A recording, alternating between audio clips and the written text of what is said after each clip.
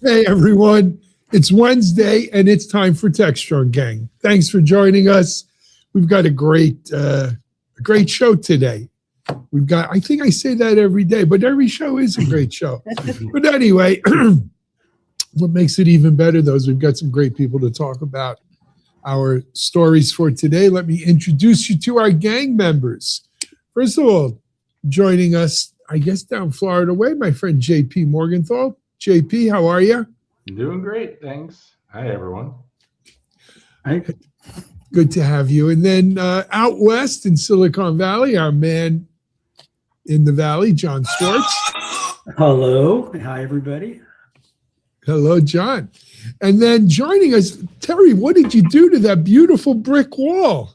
It's there, but I think because I hung a piece of art, it's blurring me out, you know. Yes, it is. We don't. Maybe I'll remove it so you can have the.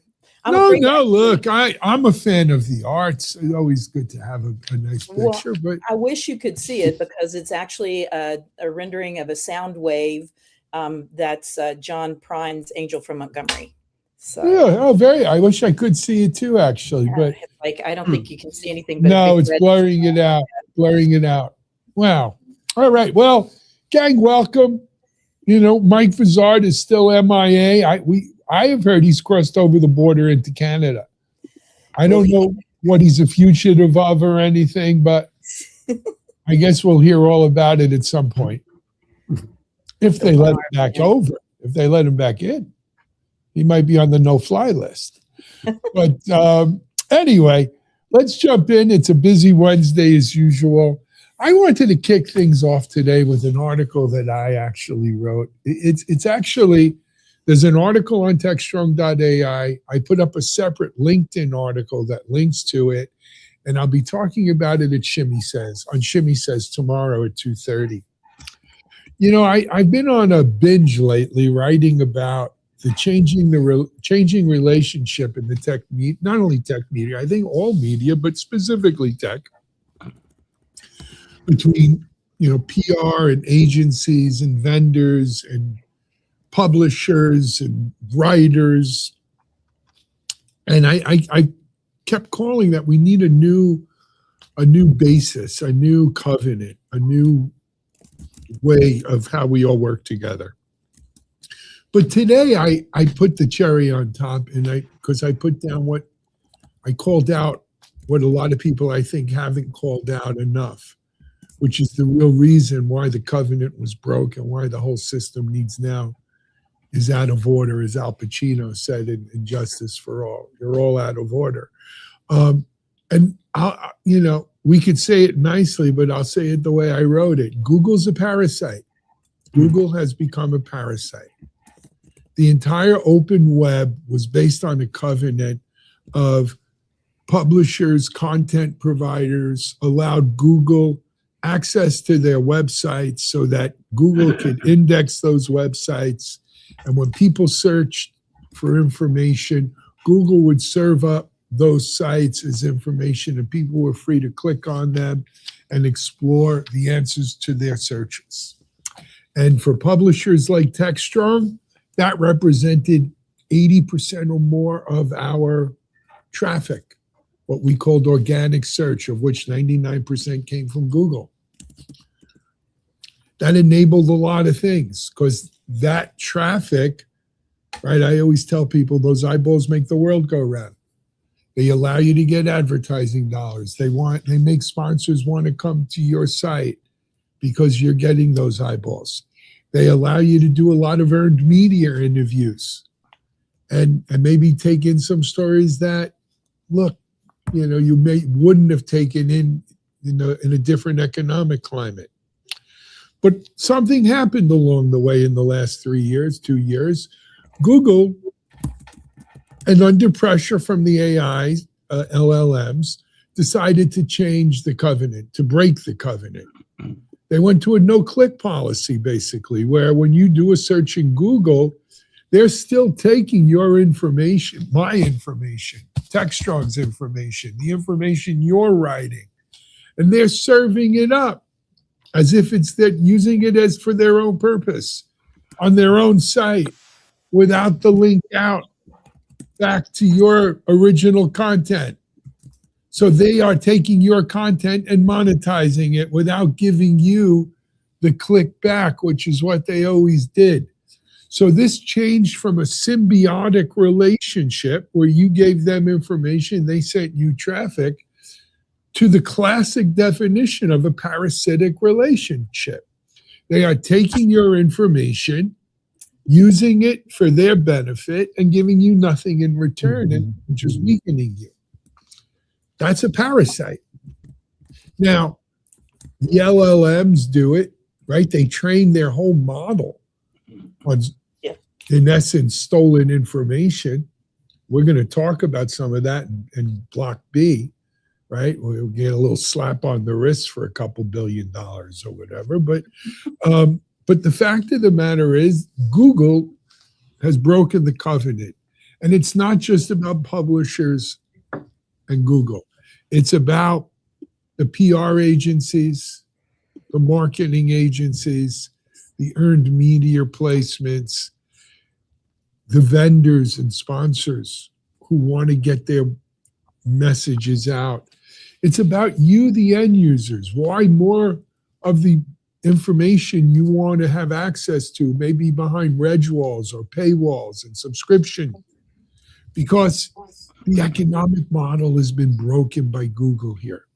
Jon, you've been in this business. Teri, I know you've been in the media business far longer than I have. Yeah, so in your take. You want to go ahead, Teri? Because I have like this long history of disputes with, not personally, but disputes with what Google has done to the media over the years. I mean, I can be faster. You can go ahead and say whatever you want. Go ahead. I mean, I'm fine. Okay. If you want to expound, it's good. I'm not. Okay, sure. Okay, sure. So I mean, I'm going back to Google and Facebook siphoning all the advertising away from the old traditional media, which never got it, never understood what was going on, because the old traditional media is living in the past and was used to a semi-monopoly and didn't know how to adapt to technology. I can attest to that at every place I ever worked. But this one I think is particularly heinous what Google's doing, because in a sense, this AI overviews, they're synthesizing original reporting into these overviews, and they're capturing the commercial value while eliminating the user's need to click through to the source. So this creates this parasitic dynamic, or I think we call it Google zero threat, where publishers bear the full financial burden of producing journalism and research, and Google is starving them out of the traffic needed to sustain it. And it goes across traditional digital publishing model, where publishers can no longer rely on anonymous rented audiences and must build direct relationships through registrations and memberships. You mentioned PR, Alan. PR agencies and tech vendors are going to have to accept that unlimited free earned media is unsustainable without commercial support. And the readers must recognize that maintaining an independent, high-quality content requires providing their identity, engagement, or direct financial support. So I think everybody loses, except for Google, of course. Oh, I think Google notices it too. Mm-hmm. I don't think. See, I think Google will tell you we had to do this because the AEO, the search engine, the LLMs presented a material threat to their search engine business. And keep in mind, the search business is still what floats Google. Right. Right? All the ads and everything else. But I mean, it's again so lopsided, right? I mean, that's the problem here, because we've been around a long time, as you said, Alan. We've seen models shift, and companies, as you said, Jon, try to sort of struggle with the new models and how to present. How many of you, when everything started going onto the web, occasionally would search for something you'd written and see it in 8,000 different places and think, I've not gotten credit for that. Right. Sometimes your name wasn't even clearly on right. It. Just not attributed. Yep. Right. Yeah. And so we've been through this before. This seems somehow more heinous, possibly because of the way Google is such a large entity, and they've got such control, and we talk about them being everywhere with their tentacles in everything.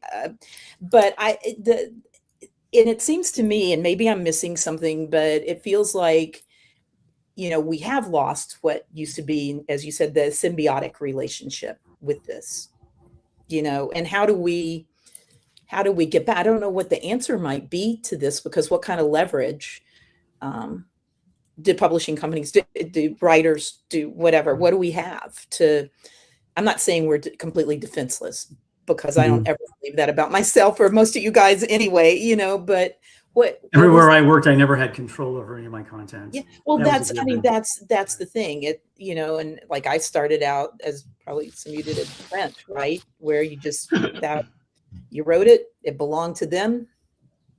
They printed it, in their newspaper, magazine, whatever it was, and that was kind of it. And I guess maybe if you worked for some publications, you got, depending on what kind of writing you did some sort of royalty agreement, but that wasn't for all writers. That was a small fraction of, of people. So, but what do we do? Like, what's well, I have some ideas, but I wanted to ask JP, because of the four of us, JP is not necessarily a content provider, right? JP is a CTO. JP is a man on the ground with technology, helping companies adopt technology. So he represents sort of the consumer, if you will. JP, now, what do you think? I mean, for years, I lived by content as well. I was, producing a lot of articles for magazines and publishing books. So, I look at it from both angles. And you're right to say that what you're seeing looks like X from Google. Can't deny that their business model is affected.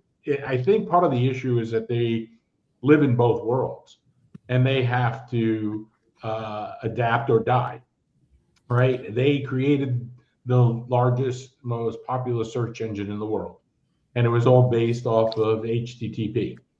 And they built the system to go and index and crawl and catalog that data and then expose it behind an advertising scheme. Brilliant. Times change. They are also one of the largest and biggest contributors to the AI movement. So you can't have a foot in the AI movement and try to protect your turf in the HTTP search world. It just, the two are going to conflict. They are, by nature, one is cannibalizing the other. Now, in business, I've been in so many businesses where we talk over the years, cloud initially, and now AI. If you don't cannibalize your own business, somebody else will. So while you're not incorrect in your description of what you're seeing happening to content providers because of Google, the same, you have to look at it from their perspective as a business. They have no choice but to cannibalize their existing business or die. Now, their future is predicated on being an AI solution, systems, inference, whatever engine provider. That's where the future is. And so they're now in that space where they're growing that, and they're looking at the impact to their existing advertising world. Now, interestingly enough, they are not completely, moving from one to the other. They're doing what you wrote about is the summarization, right? It's like I do a query. Here's all your links. Here's all the sources. You can go directly to them. All I'm going to do is I'm going to show you what my AI engine, evaluates to be the summary of that content. Now, in the future, could that, is that slowly becoming the master for what everything is going to be, where it goes out, it does the searches, it brings back the summarization. You don't see the pictures, you don't see the full content, you don't get the full context, you get this summary. And I think as humans, the question is, are we just going to absorb the summary and not look at the detail? I think we can say, based upon our political stature in the United States, at least, if not worldwide, and what we've seen, people tend to read a blip and it becomes their reality. I think that's the awful downside of what could happen, is that people read these summaries, they don't have the full context, and they're not taking the time to go look at the sources which are provided to evaluate for themselves whether that summary is accurate. So there's a tremendous danger there. But they are at least giving the sources and allowing you to delve deeper to say, oh, this came from that. Let me look into the detail here. Let me see what the real story is behind this. So Alan, it was interesting. You distilled it really well at the beginning, near the top of the story. You talked about how Google used to pursue the path to a destination. Now they want to be the destination, period. Right. I think that's really it. You know, we don't have a lot of time more on this particular segment, but as I said, this affects the relationship not just between Google and the publisher, but it affects, John, your relationship is, you're both an editor, writer here. Teri writes here. It affects your relationship as the writer. It really affects the relationship and business of the PR agencies, because these PR agencies go to these clients and say, hey, if you pay us $15,000, $20,000, $25,000, $30,000 a month, we're going to get you mentioned. We're going to get you covered, earned media coverage, the best kind, in leading tech publications like DevOps.com or Security Boulevard or what have you. And now they come to these publications, and we can't afford to do their earned media unless it's something really, really newsworthy, because, you know, we've got to do things that are keeping the lights on here. So, you know, you start asking for, like what we've done with our Techstrong Council and some of the other programs we've put in place. And these PR agencies say, oh, no, we don't want to do any paid. We're earned media. Those days are over, too, because of this. Right? Yeah, well, the repercussions, you know, go right through the whole food chain. I heard a lot of complaints about that, actually, at RSA. Yep. When I was out there, and the whole idea of the paid versus earned, and this pushback against paid, but also with an acceptance, even if it came with reluctance, you know, like a resignation. That well, here's the fact. It cost Techstrong about $75,000 to go to RSA, between the Broadcast Alley booths and the flights and the hotels and the meals and the union, right, shadows and all that. It's a $75,000 to $80,000 proposition. Right. So, and I should maybe qualify too. That's a super valid point, obviously, you know, but they weren't actually railing against any of us on Techstrong, and, you know, in particular, I'll do it. No, but Techstrong's no different. Look, yeah, but I mean, there were some outrageous, or what a lot of people considered outrageous pay to plays, you know. Yes, there were. And that's, I think, what, and I mostly just didn't get in the conversation. People would bring it up to me, and I heard it from so many people. I was like, wow, this is becoming a thing, and people are really thinking about it. You know, what's next? But someone has to pay for those fancy cameras and lights over there. No kidding. Right, but I know who they're talking about. But look, we try to do our best, but we're over time. I got to move to the next segment. But guys, look, this is not a story that ends here. I think it's a story that it made it all the way to the Times. The New York Times had an article this week, how Google's AI search is imperiling the open web. It goes like categorically against, as recently, I think, as 2004. Right? Yeah. When Larry Page wrote to pre-IPO shareholders, right, about who Google is and the do no evils and all that. But, right. The one thing too is, like, these companies are created to be the anti-companies they're running against. So when Google's created, we're not going to be like Microsoft, and they always end up being just like the companies. And that's exactly where they end up. Like. Yeah. And so there'll be somebody who will challenge Google and turn into the next Google. Ain't it the truth? All right, let's move on to our second story today, though, and this is, you know, along in the same vein, right? Right.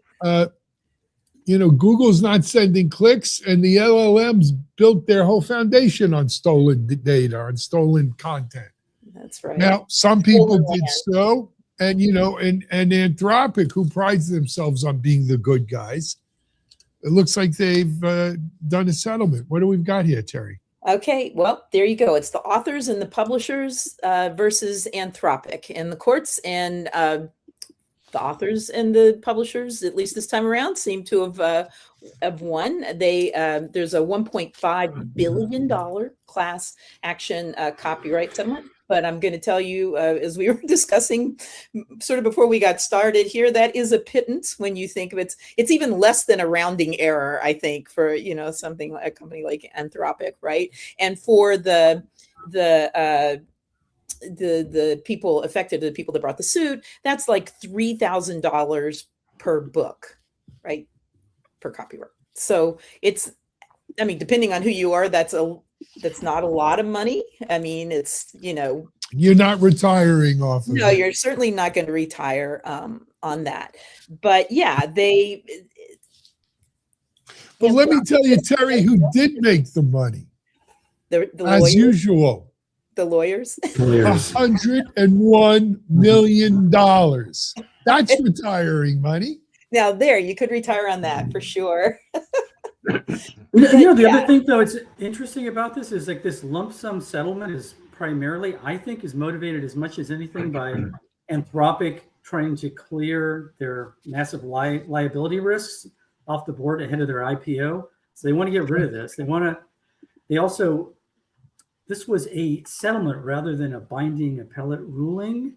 So there's still this whole overarching argument about legal boundaries between fair use and generative AI is still unresolved, and there are pending lawsuits against OpenAI, Meta, and Google to going forward. So yes, it is a pittance, but I think it was kind of a IPO related strategy. And $3,000 a book sounds like a publishing deal for most authors. It's just nothing. Yeah, we'll give you. I can attest to that. Yeah, we'll give you $3,000 for all your blood, sweat, and tears on exactly. Yeah. Yeah. So another way of looking at this, though, is $1.5 billion. That's an awful lot of money, even today, by today's standards, right? I don't know if it wouldn't buy a data center or anything like that, but it's still I think it's the largest copyright it's recovery largest in U.S. history. Yeah, it's the largest ever. But it just gives you, who was it? I mean, it gives you an insight into just how large the theft here was. I don't know another way of saying it, right? When you've got $1.5 billion, but the class of people involved that they each get $3,000, $3,000 each, it gives you an idea of just how big. 500,000 books, basically. Yeah. And what's interesting, though, is I think that we're going to see other types of lawsuits. And we actually just saw one yesterday. The University of Tennessee Research Foundation filed a patent infringement lawsuit against Anthropic. I think it's believed to be the first patent-related legal challenge against the company. And it claims they incorporated patented neural network technology into their commercial AI systems, including Claude. So maybe there's some more lawsuits coming, not just in publishing, but in terms of actual property use. Yeah, it's interesting. Yes. Totally. I mean, JP, you wrote some books. Are you in on this one? No, I missed it completely. I wish I had. Yeah. I assume that there is going to be some basis for determination about whether the content is viable or for your participation in the suit. I assume that they are looking for some attribution or content that is in the corpus right now in order to. No, I believe actually Anthropic, as part of discovery, had to produce a list of material that they ingested. Yeah. Like you didn't necessarily have to go do a prompt and search for it. I think Anthropic had to produce the list of the books they used. Did you get a little card in the mail, though, that said, if you have ever written a book? Right. That I wish I had. Usually that's what you wait for, whether you're part of the class. Yeah. If I had, I'm sure those lawyers would have hunted me down. and so there are all these issues, but I also want to talk about maybe one other thing too here, and sort of in my area of cyber. Do you think, too, that AI training data is going to have to be sort of treated like supply chain now? I mean, is that, I'm just kind of curious how it's going to, I mean, by the enterprise security team, I'm Right. talking about. Well, I mean, it's a logical argument that my AI is going to spit out based upon what it's trained on, right? Look at the food it eats to see what it is. And hopefully not lettuce. Well, or from Taylor Farms. No, it's not Taylor Farms. He's a big supporter. But anyway, but so yes, I could see it be sort of a supply chain issue, right? Where what was this LLM trained on? Now, for the big ones, these frontier models and some of the bigger open weights, it's harder, it's more abstract. But as we continue to move towards a world where you have smaller language models that you're running, specific tasks on, what those models ingested, what they were trained on, is, I think, becomes more and more important. Yeah. And there's movements all around that of using open data, right? And so that, there's a traceability back to the sources for what information and what data was used for training. There's a lot of activity around these particular actions within the various providers, frontier model providers. So are companies also going to have to maybe put in some filters here too, so their users don't use copyrighted data, or so the models don't spit that out? Supposedly there are filters. But that doesn't seem to be the case. It would be content generated based on what it was trained on versus sourced data that is quoted in a particular generated data or text. Right. Yep. So I figured that quoted, well, yeah, I mean, but I'm just curious what that means in practice within an organization and what kind of You're right. Businesses probably need to be careful about where things are, and and people need to learn when they prompt to include in the prompt, provide me all sources for that was used for this response. So last night I talked to this USC graduate class on digital transformation and digital publishing, and they were asking questions. We talked for about 30 minutes. They were asking questions about AI and its impact on them. The one question that really jumped out at me was somebody mentioned, we're in a creative field. Some of these folks want to create films, or they want to write books or write screenplays, and their greatest concern was how protected am I? And how do I protect myself? And this decision has just come out, and I think they're concerned about getting a job first and foremost, but they're also concerned about what they create. Does it belong to them? Well, I agree. Good question. It's just a matter of it getting credited for it. And yeah, exactly. That was the thing that they were saying. We understand we have to work with AI. We're going to adapt to it. We're going to align with it, but we don't know what type of jobs we're going to do, and we're not sure if we're going to get the full credits, royalties, what have you, going forward. What does it take? You used to do, what was it for? You'd have to tag. Oh my gosh, now I'm completely losing. Oh, when if you were an influencer or something like that, maybe before they were called influencers, right? You'd have to. There would be people worked on all these little tags within articles or whatever that would come up and would say that's something you were affiliated with, like that you might be talking about. So you like Aquapana water, if you happen to mention it in your whatever, to keep you honest, it doesn't, analysts, financial analysts, I believe the only ones that were forced to adhere to that rule legally. I just wonder, so it was it was financial analyst. Well, I think it was others, but definitely financial analysts. Yeah. And so I just wondered if there would be for what you're talking about, John, something Yeah. like that too, that you wouldn't, rely on anybody else to, I mean, that would be automatically tagged or whatever, but I don't know. Anyway, it's an interesting thing, and it is interesting that $1.5 billion is not considered. I mean, it's a big enough number to indicate a big crime, but it's not a lot of money in your pocket when you get down to it, and it's certainly not a lot of money for these guys, to cough up.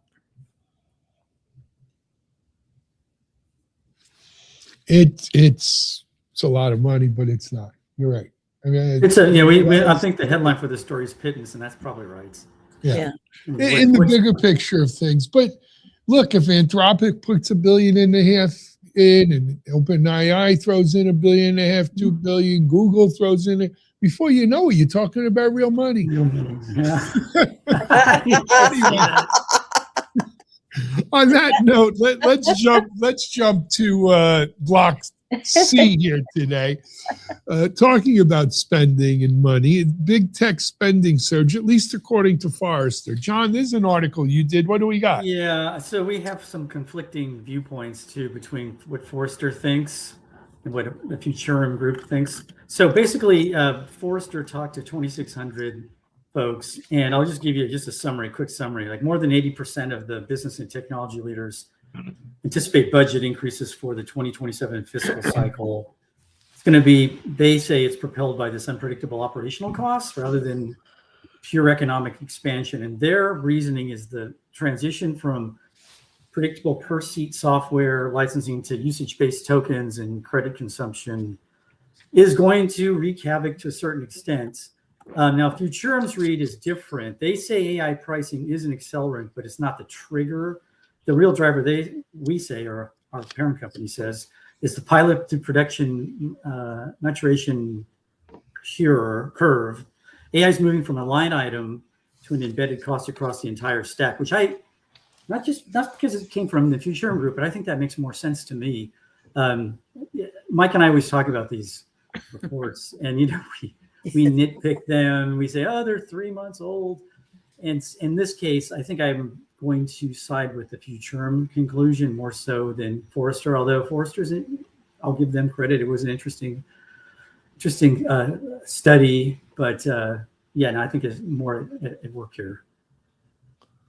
So regardless of who's right or wrong in terms of what's driving it, I think the thing they all agree on is the significant spending going on, right? Where it's driving up, and it's interesting because at the same time you hear that marketing is probably one of the hardest hit departments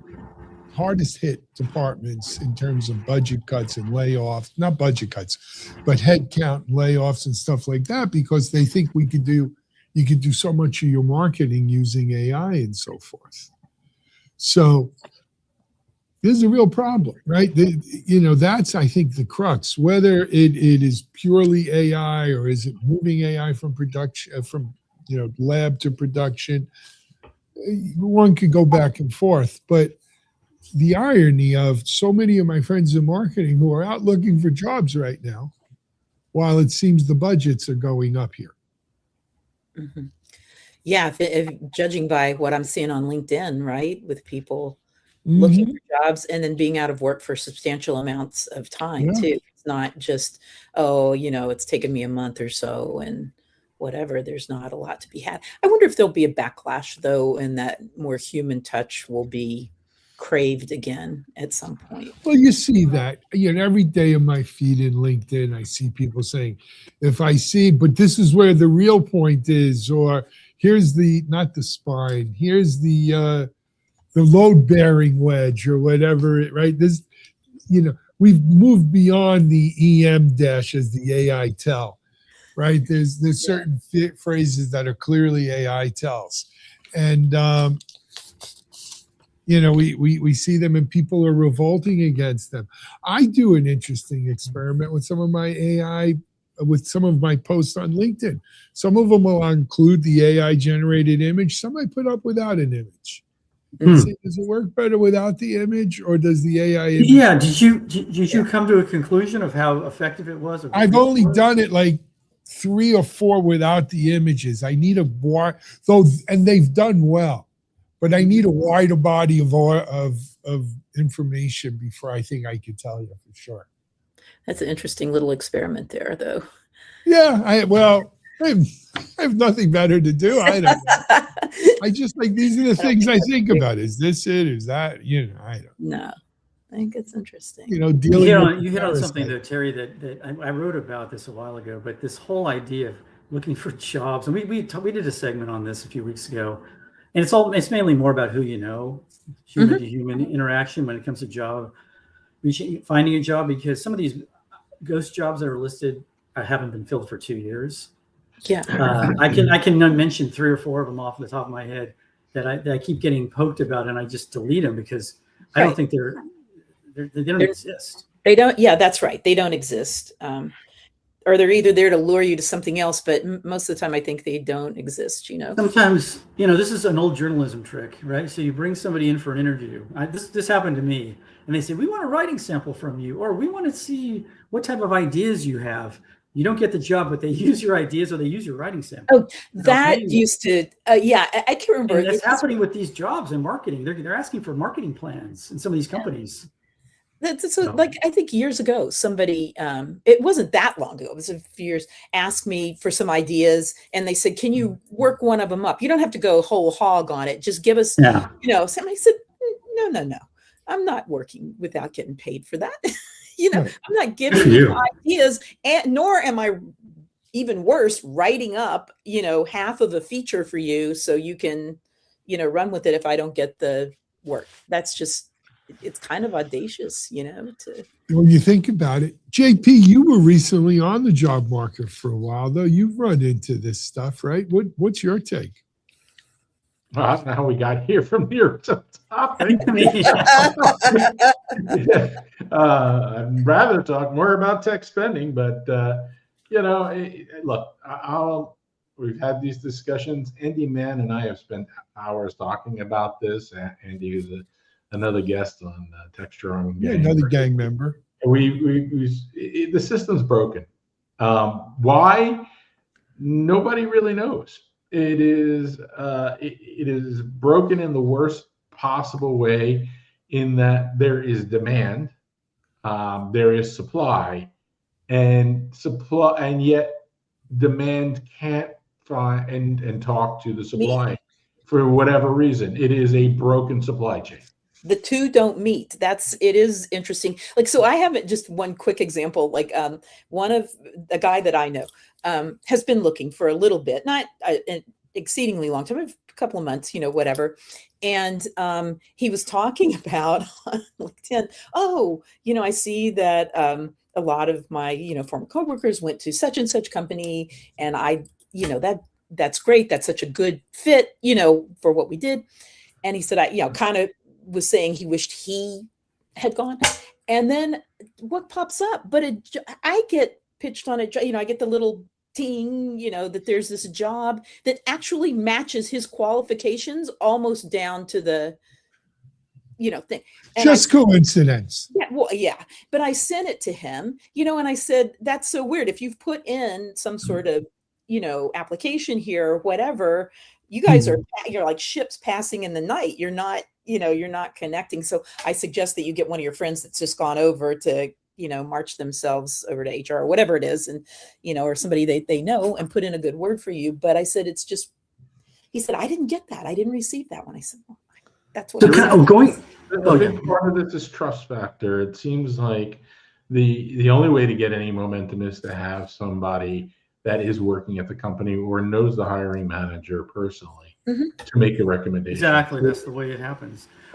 Going back to the Forrester report, if these IT managers or executives expect a bump in spending, does that run counter to this fear that AI is going to be costing jobs in the short term?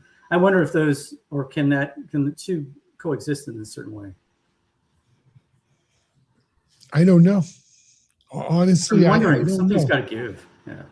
Yeah, no, something does have to give. Look, here's things that I think we got to look out for. I think if we're really going to go to usage-based AI pricing, AI has to become economical. If it's not economical, people aren't going to chase it with budgets for things that humans can do just because it's AI. And so I think that's really the linchpin that breaks this whole impasse where we are, where we got to allocate more money for AI. We got to allocate more money for AI when AI is getting real expensive. That only goes so far, because the promise of AI, there's this paradox, Jevons paradox, that the cheaper something gets, the more easily accessible it is, the more use it's going to get. Right? The more the barriers break down, the more use it gets. And then the more use it gets, the cheaper it gets still. And that dynamic, that paradox is at play here, right? As more companies adopt AI, as we use AI more, the thought is, or the gist is, it's got to get cheaper. Mm-hmm. If it doesn't get cheaper, this whole model starts breaking up. This whole thing that we're in, this whole cycle is. Today, was it yesterday? Today's Wednesday. I think it was Tuesday. Gemini or Google announced 3 new versions of Gemini, which are based on price, undercutting the prices of the competitors. Right. Yeah. Well, it's the whole open weighted models we've seen this week from China. They're all starting, they're going to exert downward pressure on pricing, because that's the way these cycles go. So, John, I have to tell you, I do like the headline there, though. Volatility is the new norm. I think that could be probably recycled and used for a number of things. Oh, yeah, we'll use it later. We'll steal it. Yeah. Here's the thing, too. When we talk about marketing within companies, I was mentioning somebody's like this. The frustrating thing to me and to the general market is the companies that tell us that the AI story do such a bad job of conveying what the narrative is going to be like, because they don't know. I mean, they say, give us 2 or 5 years. We're going to create all these jobs that you could never imagine. But what are they? We don't know, but just trust us. And these are the same people who told us, oh, we're going to have 1 million bots as part of this company, and which my reaction is, oh, what does that mean to me? So I think you can go back in a year to any of these trade shows and you can see that most of it's going to disappear or be massaged into, something else. It's not going to be there. And the same people who told you story A are now telling you story we do need people who understand AI intrinsically and can help businesses to properly implement and leverage the capabilities. And that is an ongoing role, because these systems, the engines will change over time. The technology is going to move very, very quickly. And companies will need people who can help them keep up with the changes and how to not get taken out by them, right? Like we've seen, right? I can't afford, as a business, a $1.6 million bill in a month for inference, right? It's so how do I control that? And I talk to customers all the time. I have great algorithms and great methodologies for ways that they can manage that better, right? And reduce costs significantly. They don't know that they exist, or they don't know how to implement them. So, but I do think, and I have stated, and I believe it was the AI CEO, the Anthropic CEO who came out and finally stated it, or no, it was the OpenAI guy who finally came out and said, there is going to be a significant impact to the job market due to AI. And we're looking at, the level of, in my opinion, Great Depression level job loss, because the market can't absorb the removal quickly enough. People aren't going to be, skilled. They have to be retrained. The new jobs have to emerge. That gap, that change in that time frame between when AI to eliminate more jobs versus when jobs appear for people based on the new AI economy is going to be awful. I guess we're going to have to see, but we're out of time today, guys. Hey, I hope you've enjoyed this at home or wherever you're watching it from. Teri, Jon, JP, thank you for joining in on the gang today. As always, thank everyone for watching. As usual, the gang is available Monday to Friday at noon on Techstrong TV and our Techstrong TV network, including our YouTube channel, Techstrong TV YouTube channel, and our Techstrong TV OTT app, which is on iOS and Android and Roku and Apple TV. And if you see us quoted in the summary on Google, click the source. Click, do me a favor. Support your publishers. We'll be back tomorrow with more. Thank you, everyone. We're out.